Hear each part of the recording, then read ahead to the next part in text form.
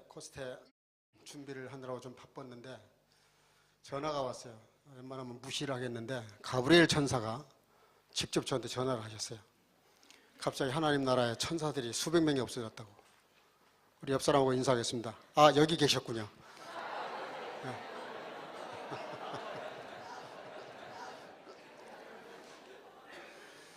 네, 하여간 띄워주면 다들 좋아해.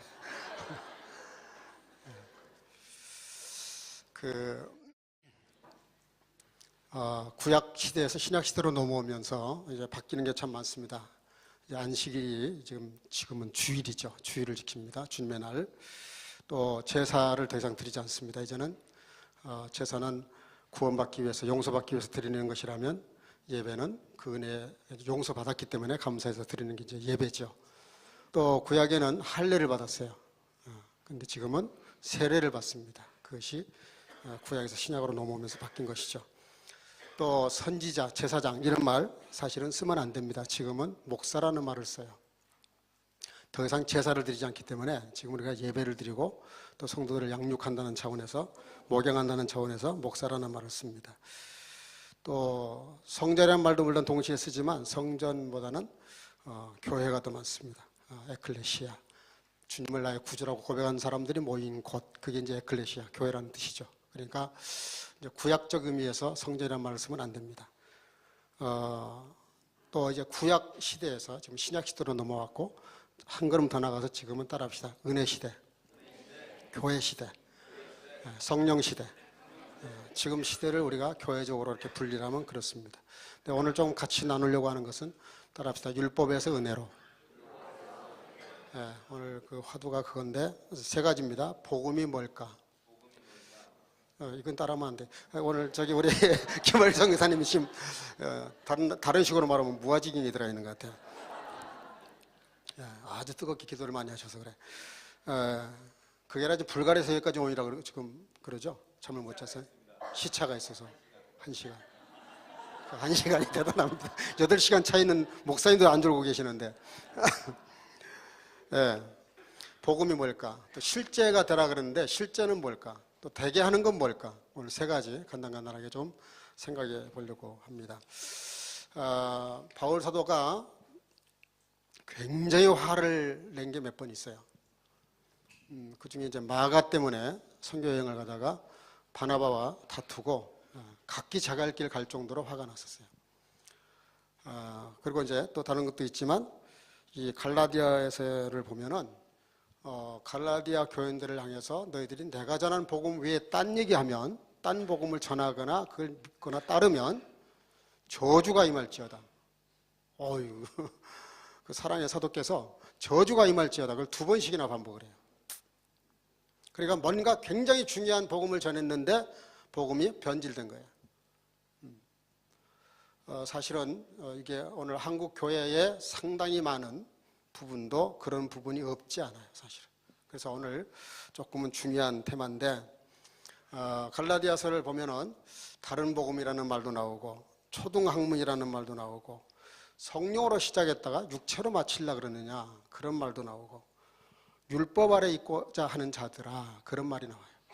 그리고 거짓 선생이 가만히 들어와서 너희들에게 복음을 변질시켰다.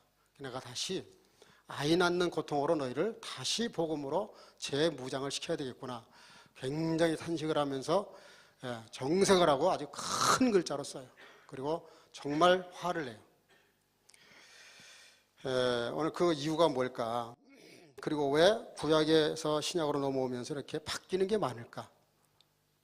이거 내용을 정확히 이해를 못하면 우리가 복음으로 살지만 복음으로 살지 못할 수도 있어요. 그리고 많은 수고를 하지만 그 수고가 헛것이 될 수도 있어요. 다른 말로 말하면 헛신앙생활 할 수도 있습니다. 그냥 간단히 말하면 바울 사도는 그 복음과 구약과 신약, 영과 육, 그리고 구약에서 신약으로 율법과 은혜를 아주 간단하게 설명을 해요. 아브라함 가족 얘기를 해.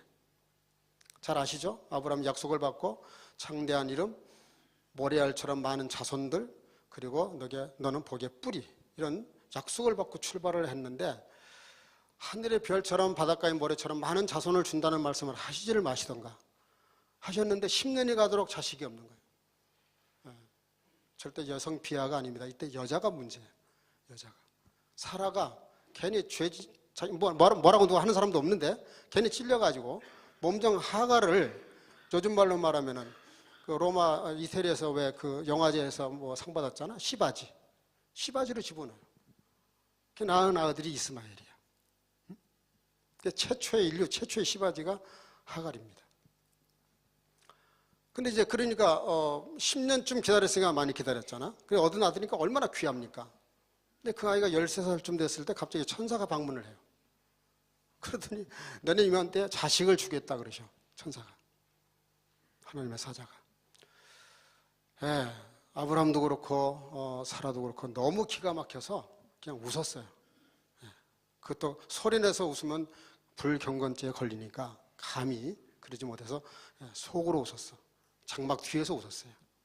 그때 왜 웃냐? 하나님 말씀이고 엄청난 축복의 말씀인데 왜 웃냐? 웃지 않았다고. 아니 너 웃었어. 아 이러면서 아주 다정다감하게 했는데 1년 만에 정말 아이를 낳는데 그게 이삭이에요. 그 이름이 뭐냐면 뜻이 뭐냐면 하나님이 나로 웃게 하신다. 제가 십수년 전에 웃게 하시는 하나님 그래서 책을 하나 썼는데 설교집인데 따라합시다. 웃게 하시는 하나님. 오늘 결론은 그거야. 웃게 하시는 하나님을 좀 이야기하려고 그래요. 그러니까 그 하갈과 그 사라 이야기를 하시면서 뭐라 그러냐면은 하갈은 법적 관계에 있는 사람이에요. 그리고 그 몸종이야, 종이에요. 그리고 사라는 주인입니다. 그리고 나중에 사라가 아이를 낳았을 때는 아브라함이 죽은 자를 방불케 했다 그랬어요. 여성으로서 아이를 낳을 수 있는 경도가 다 끊겼다 그랬어요, 경수가. 근데 그러니까 쉽게 말하면은 아브라함이 그 사라를 통해서 난 이삭은 마치 예수님께서 성령이 잉태되어서 나신 것처럼 정말 하나님이 아주 초자연적인 방법, 뭐라 그래야 되나? 생리적인 방법으로 낳은 자식이 이삭입니다. 그리고 이스마엘은 완전히 생리적으로 낳은 아이예요. 그러니까 이거는 뭐 건강할 때 그렇게 낳은 아이예요. 육체의 아들이고 이삭은 영의 아들이라고 말할 수 있어요. 그 가족 얘기를 하면서 뭐라고 결론 지으냐면은 따라합시다. 성경이 무엇을 말하느냐?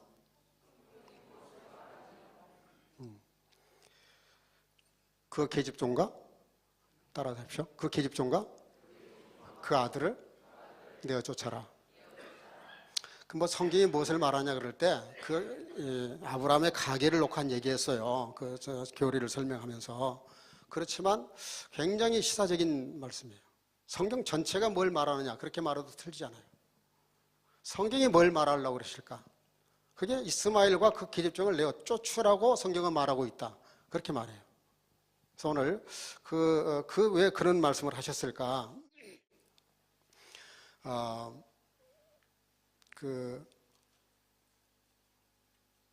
비유라고 말을 하면서 실제 사건이었지만 이거를 바울 사도는 하나님의 교리를 설명하는데 이 가족 이야기를 사용을 해요. 예를 들어서 알아듣기 쉽게 그렇게 말을 하는데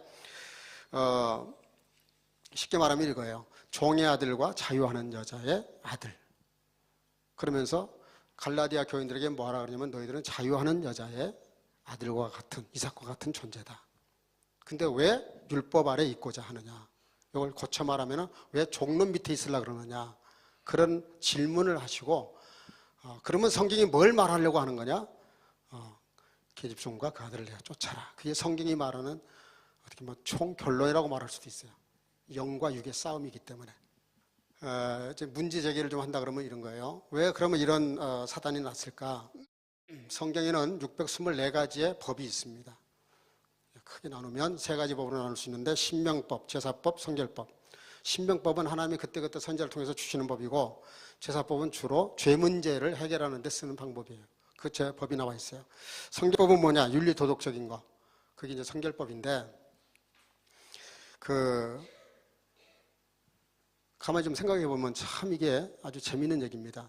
아담과 하와가 하나님 직접 손으로 지져 만드셨고 생기를 불어넣어서 생명이 됐어요. 그래서 하나님과 직접 교통하는 그런 굉장한 수준의 하나님의 형상대로 만든 그런 존재인데 그 법을 딱 한 가지 주세요. 한 가지. 선악과를 따먹지 마라. 근데 죄가 없는 그 에덴 동산 말이야. 얼마나 그 좋은 곳이야. 그런데 거기서 그 법을 어겨요. 여건도 좋고 환경도 좋고 죄도 없는 사람이, 그리고 한 가지 법인데 그거를 못 지켜서 결국은 하나님과 인간이 분리가 되면서 사망이 이르러. 이제 우리가 속는 게 뭐냐면 우리가 죽었다는데 살아있거든 지금. 이게 늘 우리를 속여요. 우리가 영으로 다 죽어 있는 사람들인데 실은 우리가 이렇게 걸어다니고 호흡을 하니까 살아있는 걸로 착각을 하는데 실은 죽은 거예요. 죽음이라는 뜻이 뭐냐면 분리라는 뜻이에요. 영과 육이 분리되면 죽는 겁니다. 하나님과 우리가 분리되면 죽는 거예요. 그러니까 여러분들 혹여라도 이렇게 하나님과 내가 분리됐다는 느낌이 오면 빨리 엎드려 기도해야 돼. 하나님 저거 연결 좀 해주세요. 거기는 뭐 취전화 해도 돈도 안 들잖아. 하긴 요즘은 뭐 다른 또 전화가 있어서 공짜로 하지만 근데 여기 그 영적 죽음이 오니까 첫 아들 가인이 예배를 드리다가 동생을 돌로 쳐 죽여요. 그러니까 그 타락의 결과가 얼마나 무서운 걸 보여주는데 그 조금 더 지나면 뭐라 그래요? 사람들의 생각하는 것이 항상 악할 뿐임을 보시고 하나님이 직접 만드신 세상을 물러 다 쓸어버리셔. 청소를 하셔. 노아가 회복이 돼가지고 이 시대를 이어갔으면 괜찮아야 되는데 그 다음에 바벨탑 사건이 터져요. 그러니까 아담은 거역했다 그러면 불순종했다 그러면은 가인은 대드는 거고 노아 시대는 그냥 아예 그냥 쓸어버려야 될 정도로 인간이 쓰레기가 됐다는 뜻이고 바벨탑 사건은 하나님께 이제 도전을 합니다. 다 비싸가지고 하나님과 겨뤄보겠다고 그렇게 발전을 해요. 그 죄성은 항상 발전을 해요. 작은 죄가 점점 커지기 시작해요. 근데 그러고 나서 그 다음에 나오는 사건이 뭐예요? 소돔 고모라. 그리고 430년이 지나 아브라함 때부터 430년이 지난 다음에 하나님께서 이스라엘 백성들을 출애굽을 시켜가지고 시나이 반도에 왔을 때 모세를 불러 올려요. 시내산으로. 그리고 거기서 두 돌판에 십계명을 직접 기록해서 주셔. 근데 그 두 돌판을 가지고 40일 만에 내려왔더니 백성들이 모세의 얼굴을 쳐다볼 수가 없었어요. 너무 광이 나가지고. 저도 좀 니비아 많이 발랐는데 광납니까? 네, 너무 광이, 수건을 가렸다 그랬어요. 너무 광이 나서 백성들이 못 쳐다보니까 수건을 가렸는데 문제가 뭐냐? 내려와서 보니까 금송아지 만들어 놓고 이게 우리 신이라는 거예요. 근데 첫 계명이 뭐예요? 내 앞에 다른 신을 두지 말라. 우상 만들지 마라. 첫째, 둘째 계명을 어기고 있었어요. 그래서 돌판을 집어 던져 그냥. 하나님이 기록해 주신 그 엄청난 그 거룩한 그 물건을 집어 던져요. 그래서 율법은 받자마자 깨졌다. 그렇게 보면 돼요. 자, 그러니까 무슨 얘기하려고 그러냐면은 생각해 봐요. 죄 없는 사람이 죄 없는 현장에서 죄 한 가지 법을 못 지켰는데 율법 십계명과 더불어 율법을 이제 624가지나 주셨는데 이스라엘 사람들의 문제가 뭐냐면은 뭐하라 그러냐면 우리가 다 지키겠습니다 그랬어요. 이스라엘 사람들의 가장 우매한 자세가 뭐냐면 다 지키겠다는 거예요. 지금 요즘도 그래. 교회 나와서 요즘도 뭐 순종하고 말씀대로 산다 그러면서 지키는 것 같은데 율법적으로 따지면 저와 여러분들은 다 죽은 사람들이에요 사실은. 왜냐하면 다 지키다가 하나만 어겨도 다 어긴 것이 된다 그랬거든. 그러니까 우리가 얼마나 연약한 존재인지를 알아야 되는데 이스라엘 사람들의 그 착각이 뭐냐면은 자기들은 그걸 다 지킬 수 있다. 율법의 그 기능에 대해서. 근데 이제 율법이 이렇게 생각해봐요. 율법이 없었으면은 차라리 사실 죄가 없을 수 있었어요. 근데 선악과를 따먹지 마라 이러는 바람에 이제 죄가 생기게 된 것이고 율법이 많이 주어지게 되니까 우리가 이제 죄인들이 돼 버린 건데 죄인이 법을 어겼을 때 죄에 대한 벌받는 그 죄를 없이 하는 방법이 한 서너 가지가 있어요. 이번에도 무슨 최순실이하고 박근혜 전 대통령이 25년 30년 구형을 지금 받았다는데 이멜다 여사의 남편은 재판을 받아가지고 징역형을 받았는데 320년 받았대. 320년. 그러니까 우리가 받으면 우리가 이제 하나님 앞에 율법에 근거해가지고 만약에 언도를 받는다 그러면은 우리는 몇천 년 받을까? 그걸 성경은 사망이라 그래요. 그냥 한마디로 아주 간단하게 말해서 사망. 법이 오면 우리가 죽고 은혜가 오면 사는 건데, 다시 한번 읽어요. 시작. 전에도 세상에 있었으나 율법이 없을 때는 죄를 죄로 여기지 아니하느니라. 이게 법이 문제라, 법이. 그래서 하나님께서 아주 특단의 우리 인간을 구원하시기 위한 특단의 대책을 내놓으세요. 그게 뭐냐면 국법 개정을 하셔. 법을 개정하셔. 아까 제가 3가지 법이 있다고 그랬는데 그 중에 제사법을 바꾸세요. 제사법을 다 폐해버리시고 그 폐한 법 위에 다른 법을 내놔. 그 마지막 결론에 말씀드릴게요. 어떤 법을 내놓으셨는지. 하여간 그 법, 인간들이 그러니까 한 가지 법을 못 지켰는데 그 많은 법을 줬는데도 이스라엘 사람들이 주신 이유가 뭐냐면 깨닫게 하시려고 그랬던 거거든. 내가 얼마나 큰 죄인인 것을 깨닫게 하시려고 법을 주신 것인데 이걸 지킬 수 있다는 거예요. 이스라엘의 가장 큰 죄가 뭐냐면 지킬 수 있다고 우긴 거예요. 히브리서 19절까지 7장 19절까지 읽겠는데 다 같이 한번 읽어보겠습니다. 시작. 여러 가지 씻는 것과 함께 육체의 예법만 되어 개혁할 때까지 맡겨둔 것이라. 7장 12절 제사 직분이 변혁한즉 율법도 변혁하느니. 18절 전 옛 계명이 연약하여 무익함으로 폐하고. 19절 율법은 아무것도 온전케 못할지라. 이에 더 좋은 소망이 생기니 이것으로 우리가 하나님께 나아가니라. 시간이 없으니까 이걸 간단히 말하면은 율법 가지고는 안 된다 그런 뜻입니다. 그거를 역사로 보여주셨어요. 주전 5세기, 주전 8세기 남북 이스라엘이 망하는 걸로 구약이 끝나요. 율법 가지고 그렇게 지키려고 그렇게 경건생활하고 10의 1조, 10의 1.6조를 드렸어요. 안식일 안 지키면 돌로 쳐 죽였어요. 얼마나 엄격하게 지켰는지 몰라. 예수님이 오셨을 때도 그들이 예수님을 받아들일 수 없었던 이유가 그 오랜 시간 그걸 지켜왔던 그 관습 때문에, 그리고 깨달음이 없었기 때문에, 진리를 몰랐기 때문에, 진리가 눈앞에 와 계신데도 거부할 수밖에 없었어요. 관습이라는 게 굉장히 무섭습니다. 여러분들 교회 생활을 열심히 하는 건 좋지만은 교회 생활, 버릇이 진리보다 앞서면은 큰일 나는 겁니다. 봉사 안 해도 괜찮아요. 섬기지 않아도 괜찮아요. 먼저 할 일이 뭐냐면 진리를 깨달아야 돼요. 그리고 그 진리를 근거로 해서 뭔가를 하는 것은 다 하나님께 은혜가 되고 그게 상급이 되죠. 그러니까 이 율법이 가입한 이유가 뭐냐면은 로마서 7장 8절 9절 시작. 죄가 괴를 타서 계명으로 말미암아 내 속에서 가장 탐심을 이루었나니 이는 율법이 없으면 죄가 죽은 것임이라. 전에 율법을 깨닫지 못할 때는 내가 살았더니 계명 이름에 죄는 살아나고 나는 죽었도다. 그리고 로마서 또 20장 시작. 마태복음 11장 13절.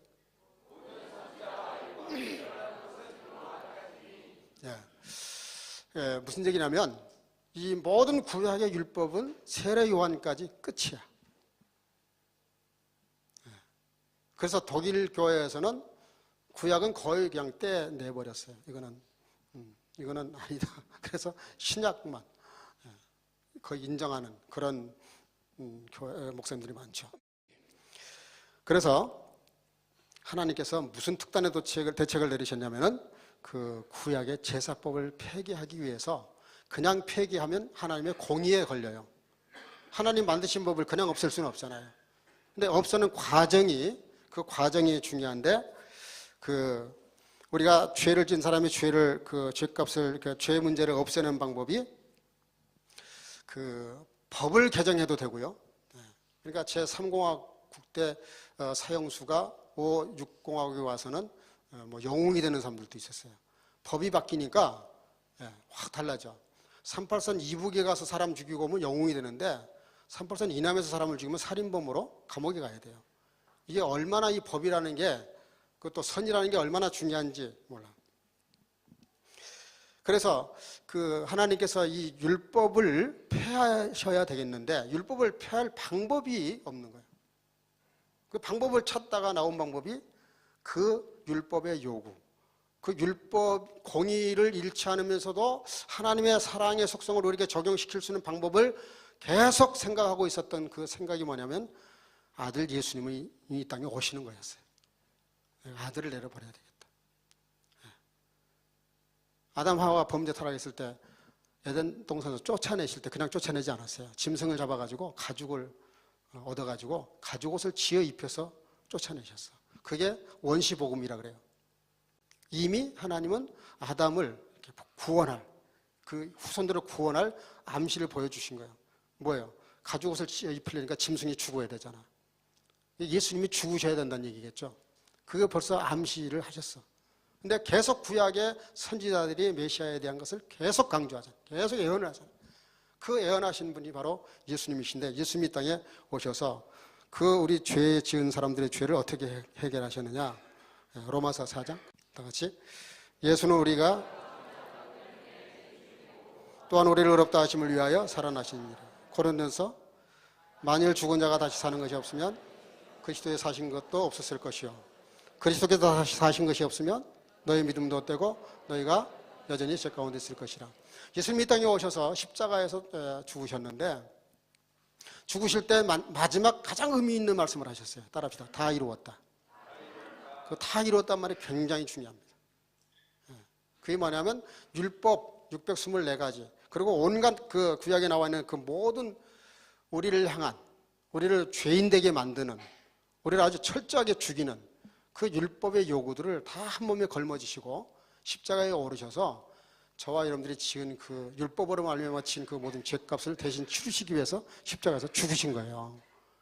그래서 그 모든 죄값을 다 갚았다는 뜻입니다. 아멘. 내가 설교를 좀 잘못하고 있구나. 이런 얘기하면 아멘이 탁 나와야 되는데, 저와 여러분들의 모든 죄를 예수님께서 걸머지시고 죽으셨다는 사실을 믿으시길 바랍니다. 이제 그 이야기를 바울 사도는 뭐라 그러냐면은, 만약에 우리에게 부활이 없다면 너희들의 믿음이 헛것이다 그랬어요. 왜 기독교에서 그 부활 사건이 그렇게도 중요할까? 원래 구약에는 대제사장이 그 1년에 딱 한 번 들어가는 대속죄일이 있었어요. 그 속죄일에 그 제사를 하나님 받으시면, 그러면 이스라엘 사람들이 1년 동안 개인적으로 드렸던 모든 그 제사를 다 받으신다는 뜻이에요. 근데 대제사장이 성소에서 지성소로 들어갈 때 자기를 위해서 제사를 드리고 자기를 성결케 한 다음에 들어가요. 단 한 가지라도 죄 문제가 해결되지 않고 그 안에 들어가면 들어가자마자 꽈당하고 즉사를 했어요. 그래서 지금도 독일 신부들은 이게 허리띠를 묶는데, 그 허리띠가 사실은 그거였어요. 그 제사장이 들어갈 때 그 방울 달린 에봇이라는 옷을 입고 들어갔는데 딸랑딸랑 소리가 나. 근데 계속 딸랑딸랑 소리가 나야 돼. 그 안에서 이렇게 속죄 제사를 드릴 때. 근데 소리가 딱 멈추면서 꽈당 그러면 죽은 거예요. 그럼 그 시신을 끄집어내야 될 거 아니에요. 근데 시신 끄집어내러 들어가면 그 사람도 죽어. 그래서 허리띠를 묶고 들어가. 줄을 이렇게 잘 놔주는 거예요. 그래가지고 꽈당하고 쓰러지면 줄을 잡아 당겨서 시신을 끄집어냈어요. 그 지성소가 굉장히 무서운 곳입니다. 은혜의 장소이기도 하지만. 그래서 바울 사도가 이걸 어떻게 설명하냐면은, 부활 사건이 왜 이렇게 중요하냐면은, 예수님이 십자가 제사를 드리셨는데 3일 만에 무덤에서 살아나오셨어요. 그게 대제사장이 대속죄일에 들어가서 제사 드리고 성공하고 살아나오셨다는 뜻이야. 그래서 만약에 부활 사건이 없었으면 예수님의 십자가 죽음의 사건이 실패로 끝났다는 뜻이에요. 부활이 없으면. 그러니까 부활이 반드시 있어야만 예수님의 십자가에서 죽으신 십자가 제사가 효과가 있는 것이고 우리에게 그 영향이 있는 거예요. 모든 백성들의 죄가 그걸로 해서 1년 죄가 끝났으니까. 그러면서 하는 말씀이, 너희들에게 만약에 부활이 없다면 너희 믿음도 헛되고 너희가 여전히 죄 가운데 있을 것이다. 십자가 제사가 실패로 끝난 것이기 때문에 그렇게 부활 사건을 설명을 해요. 로마서 10장 4절 시작. 그리스도는 모든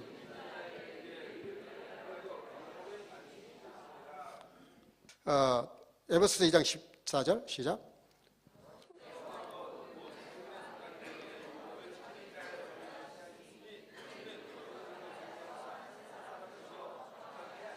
(16절) 원수된 것을 십자가로 소멸하시고, 골로새서 우리를 거스리고 우리를 대적하는 의문에 쓴 증서를 도말하시고 제어버리사 십자가에 못 박으시고 십자가로 승리하셨느니라. 아멘. 제가 좀 전에 설명한 내용이에요. 이 내용이 십자가로 승리하셨느니라. 그래서 부활 사건을 통해서 저와 여러분들이 예수님의 그 십자가 시사를 통해서 용서받았다는 것을 확증한 사건이 부활 사건이에요. 그래서 이 부활 사건이 있어야만 되는 거예요. 이게 없으면 우리가 다 여전히 죄 가운데 있어. 그래서 이제 우리가 그 예수님께서 십자가에 죽으심으로 우리 모든 죄값을 다 치르시고 완성을 이제 이루셨는데, 구원을 다 이루셨는데, 그러면 이제 우리는 어떻게 살아야 되는 거냐? 율법을 다 이루셨기 때문에 우리가 이제는 율법 아래 있지를 않아요. 응? 쉽게 말하면 우리가 구약 성도가 아니야, 신약 성도야. 율법 아래 있지 않고 은혜 아래 있어요. 그래서 요한복음 1장 12절, 영접하는 자, 그 이름을 믿는 자들에게는 따라합시다. 하나님의 자녀가 되는 권세를 주셨으니. 예수님이 십자가에서 죽으셔서 우리 죄를 대속하시면서 우리에게 한 4가지, 5가지 정도 자격이 생겨요. 종에서 아들로 바뀌었다는 거예요. 요한복음 15장 15절, 이제부터는 너희를 종이라 하지 아니하리니 너희를 나의 친구라 하겠다. 우리가 예수님이 십자가에 죽으심으로 구원을 이루시고 난 다음에 우리가 바뀌는 게 있는데, 이사를 가게 되는데 종에서 친구로, 또 요한복음 5장 24절에 보면 사망에서 생명으로, 그리고 로마서 6장 14절, 너희가 죄가 너희를 주관치 못하리니 이는 너희가 따라합시다. 법 아래 있지 아니하고 은혜 아래 있습니다. 율법이 있지 않고 은혜 아래 있다는 거예요. 그리고 갈라디아서 5장 18절, 너희가 만일 성령이 인도하시는 바가 되면 따라합시다. 율법 아래 있지 아니하리라. 근데 우리가 가만히 신앙생활을 보면은 대부분이 율법 아래 있어요. 주일 한 번을 빠져도 하나님이 내가 놀러 가면 다리를 확 부러뜨려 주실 것 같고, 11조를 잘라 먹으면 회사가 확 망해버릴 것 같고, 직장에서 잘릴 것 같고, 봉사를 하다가 안 섬기면은 하나님이 괘씸죄에 걸려가지고 길을 다 막아버리실 것 같고, 그래가지고 하나님을 아니 폭군으로 만들어, 폭군으로. 응? 벌 주시는 분으로. 여러분들, 저도 딸이 둘이 있지만 우리 딸들도 뭐 열심히 잘해요. 그렇지만 잘못한다고 해서 한 번도 나는 우리 딸들을 미워한 적이 없어요. 잘못한 것조차도 이뻐, 절대는. 그 말 듣고 진짜 잘못하면 안 돼. 잘못을 해도, 실수를 해도 이뻐. 저와 여러분들이 조금 말씀대로 다 못 산다 하더라도 하나님은 더 여러분들 사랑하십니다. 더 사랑하십니다. 그러니까 내가 말씀대로 못 살면 하나님이 여러분들 더 사랑하신다니까? 왜 이렇게 불편한 기색이요? 내 말이 안 믿어져요? 저는 육신의 아버지인데도 애가 말썽을 부리거나 말대로 안 들으면 더 관심이 가요. 더 신경을 쓰게 돼요. 지금 우리 간사들도 다 마찬가지예요. 회사에서 회사 가면 다 부장, 팀장, 뭐 대단한 친구들이 의사도 있고, 다 휴가 내고 병가 내고 지금 뭐 병가 이거 와서 문산에서 여기 와서 병이 나서 병가를 냈어.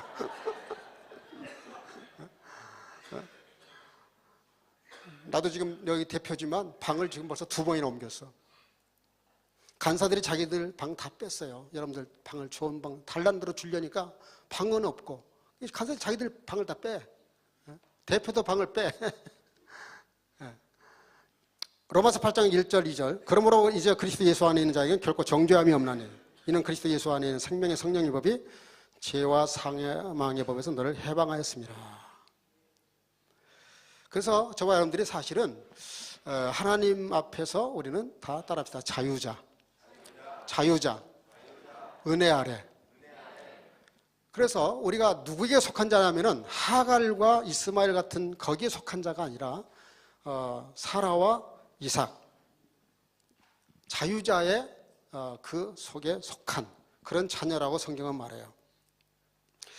로마서 7장 6절에 이제는 우리가 얽매였던 것에서 대하여 죽었으므로 율법에서 벗어났느니라. 여기서 재미있는 말이 있어요. 우리가 얽매였던 것에 대하여 죽었으므로 따라합시다. 율법에서 벗어났느니라.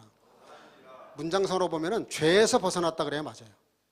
근데 일부러 꼬집어서 율법에서 벗어났다는 거예요. 신앙생활을 율법적으로 하면 절대로 안 됩니다. 은혜적으로 해야지 율법적으로 하면 이게 잘하는 것 같은데 억지가 되는 것이고 복음대로 사는 게 아니에요. 그거는 정말 예수님의 그 십자가의 죽으심을 헛되게 만드는 거예요. 그래서 바울 사도가 화가 났던 거예요. 응? 나중에 더 얘기하겠지만 에베소서 2장 8절 9절에 너희가 그 은혜를 인하여 믿음으로 말미암아 구원을 얻었나니 이것이 너에게 당한 것이 아니요 하나님의 선물이라. 여러분들 우리가 구원을 뭘로 받죠? 이게 설교를 들었었구나. 할렐루야. 불가리아, 불가리아, 불가마. 여러분들 이렇게 대답하는 분은 제 설교 들었던 거예요 옛날에. 보통 믿음으로 구원받는다 그래. 근데 50%밖에 받지 않는 거예요 사실. 그 믿음이 어디서 왔냐면 하나님이 믿게 하신 거예요. 그래서 구원은 공짜라는 말을 다른 말로 말하면 구원은 우리가 뭘 한 게 아무것도 없고 아무 영향도 없어요. 오직 하나님이 하신 거예요. 하나님 쪽에서 이루신 거예요. 응? 우리가 믿는 것조차도 내가 믿는 것 같은데 성령이 감동을 주세요. 성령이. 오늘 이거 코스 때 끝나고 우리 김하일 선교사님이 여러분들 모두를 맥도날드로 초대한대. 믿음 좋네. 그 돈을 다 자기가 냈어요. 여러분들 나중에 만날 때마다 뭔 생각나겠어요? 맥도날드가 생각이 나는 거예요. 우리 저 김하일 선교사님보다도. 어? 얼굴이 딱 맥도날드처럼 보여. 어? 그게 은혜라는 게 무서운 겁니다. 그 맥도날드 값 얼마 해요 그거? 근데 그 돈을 내주면 그 할 얘기가 많은데 여기까지가 뭐냐면 그러니까 우리가 구원받는 건 하나님의 은혜예요. 하나님의 은혜. 여기까지가 뭐냐면 복음이야. 복음. 이 복음을 실제가 되게 해야 돼. 복음이 실제. 그 복음이 실제가 되게 하는 거 간단하게 몇 가지. 로마서 6장 15절. 그런즉 어찌하리요? 우리가 법 아래 있지 아니요 은혜 아래 있으니 따라합시다. 죄를 지으리요? 그럴 수 없느니라. 이게 이제 터닝 포인트인데 지나가는 아저씨가 있어요. 기분이 나빠 가서 쫓아가서 뺨을 한 대 때려버렸어. 근데 또 아빠가 나한테 잔소리를 해. 아빠도 뺨을 때려버렸어요. 누구 죄가 더 커요? 아빠 때린 죄야? 아저씨 뺨 때린 거야? 그렇죠? 아저씨 뺨 때린 거는 고소해오면 법대로 처리하면 돼. 감옥을 가든가 뭐 변상을 하든가. 근데 아버지 뺨 때린 거는 아버지가 고소도 안 하지만 몰라요. 아버지 따라 다르겠지만 저는 그래. 저는 절대로 어떻게 해요? 고소 안 해. 화나면 어떻게 할지 모르겠지만 하여간 안 해. 근데 죄는 더 큰 죄예요. 왜냐하면 사랑관계이기 때문에. 법적 관계에서 하는 건 법적으로 해결하면 끝나요. 근데 사랑관계는 이게 아주 복잡한 거예요. 어떤 선교사님이 길을 가는데 그 노예상 아메리카에서 노예상이 엄마와 그 딸을 팔려고 그러는데 돈을 좀 더 받으려고 이걸 이제 찢어 나눠가지고 팔려 그러는 거예요. 그러니까 엄마 딸이 안 떨어지려고 막 몸부림치고 이제 울부짖는데도 그 노예상이 그걸 따로따로 팔려 그래요. 그때 그 선교사님이 모든 선교비를 다 털어가지고 그 딸과 그 엄마를 같이 샀어요. 그 부려먹으려고 산 게 아니라 너무 그 모습이 안타깝고 힘들어서 샀어요. 사가지고 길을 한참 가다가 노예 증서를 다 찢어버리고 당신은 지금부터 자유니까 가서 자유롭게 사시라 그래. 막 머리가 땅에 닿도록 그렇게 절을 하고 감사하다고 갔어요. 길을 떠났어요. 한참 가고 있는데 누가 뒤에서 불러 자기를. 보니까 아까 그 자유를 준 그 어머니와 딸이야. 찾아와가지고 뭐라 하냐면은 선교사님, 우리 저희도 뭐 어디 갈 데도 없지만은 너무 그 은혜가 감사해서 우리를 노예에서 이렇게 자유를 만들어 주셨는데 내가 선교사님 집에 가서 종로로 좀 할게요. 그러는 거예요. 같은 종이고 노예인데 완전히 다른 거예요. 우리가 율법으로 산다는 건 뭐냐면 어쩔 수 없어서 그런 강요에 의해서 중압감에 의해서 마지못해서 말씀대로 사는 것은 노예 신분이었을 때 얘기입니다. 근데 자기를 이렇게 자유자를 만들어준 그 선교사님에게 가서 그보다 더 복종하고 더 수고하고 더 낮아져서 종이 아니라 노예가 아니라 그냥 죽었다 생각하고 섬기는 것은 종은 종인데 달라. 그는 스스로 자기가 종이 된 거예요. 바울 사도가 빌립보성에 갔을 때 그랬잖아요. 전도했다가 귀신들이 쫓아내가지고 감옥에 갇히잖아. 찬양과 기도를 했더니 하나님께서 옥문을 열으셨어요. 근데 바울 사도가 옥문이 열리는 건 뭐야? 나가라는 뜻이잖아요. 묶였다가 나가라는 뜻이었어. 자꾸 가다 풀렸으니까. 근데 나가다 다시 들어와요. 왜 그랬겠어요? 자기가 도망치면 이 간수가 자기 대신 벌을 받아야 돼. 그러니까 그걸 포기하고 다시 들어와. 나중에 어떻게 됐어요? 그 간수가 예수를 믿었어요. 사랑으로 산다는 게 바로 그겁니다. 여러분들이 100점 맞기 위해서, A학점 맞기 위해서 열심히 신앙생활하는 것은 잘한 것 같은데 그게 인본주의고 율법주의예요. 내가 정말 이 은혜가 감사해서 그 노예처럼, 엄마와 딸처럼 정말 그 나를 자유자로 만들어준 그 주님의 은혜가 감사해서 감격해서 사는 것, 그게 복음이에요. 그게 진리대로 사는 거야. 그게 진리가 실제가 되는 거예요. 그래서 하나님은 우리에게 자유를 주셨어요. 자유를 주셨는데 그 자유를 가지고 하나님께서 마음대로 살라고 하신 것이 아니라, 결론인데요, 복음이 실제가 되는 게 뭐예요? 요한복음 13장 다 같이 시작. 새 계명을 너에게 주노니 서로 사랑하라. 내가 너희를 사랑한 것 같이 너희도 서로 사랑하라. 13장 로마서 13장 사랑은 이웃에게 악을 행치 아니하니 그러므로 사랑은 율법의 완성이니라. 8절 남을 사랑하는 자는 율법을 다 이루었느니라. 아멘. 예수님이 그렇게 다 완성을 하셨지만 우리도 그 은혜를 받아가지고 정말 우리가 말씀대로 살면서 그 은혜에 감사해서 하나님 사랑하고 경천해지라 그러죠. 우리가 경천애인이라고 그러죠. 우리가 하나님 사랑하고 형제를 사랑하면 그게 율법의 완성이라는 거야. 그럼 율법이 없어지는 거냐? 아니, 예수님 그랬어요. 율법의 1.1획도 없어지지 아니하고 다 이루리라 그랬어요. 이루리라. 그 이루리라고 하신 말씀이 예수님이 십자가에서 죽으시면서 내가 다 이루었다. 그 말씀하고 같은 얘기야. 그래서 우리 예수님께서 저와 여러분들의 모든 죄 문제를 걸머지시고 해결을 하셔서 우리에게 자유를 주셨어요. 마치 그 어머니와 딸을 사서 자유를 만들어준 것처럼 예수님이 그 값을 다 지불하시고 우리를 자유를 주셨어요. 그럼 우리가 뭐 해야 돼요? 그 사랑에 감사해서 스스로 종이 되는 거예요. 스스로 나를 치고 나를 복종시켜서 그 사랑에 응답하면서 살아가는 거예요. 그게 복음이 실제가 되게 하는 삶이에요. 그게 복음도 놓치면 안 되고 그 실제가 되는 것도 놓치면 안 돼. 우리가 그 주님의 은혜의 사랑에 감사해서 믿음으로 사랑으로 사셔서 복음이 실제가 되는 삶이 있기를 주 이름으로 축복합니다. 이 프로그램은 CTS 방송가족의 사랑과 후원으로 제작되었습니다. 후원전화 02-6333-1003번, ARS 060-800-1111번으로 전화주세요.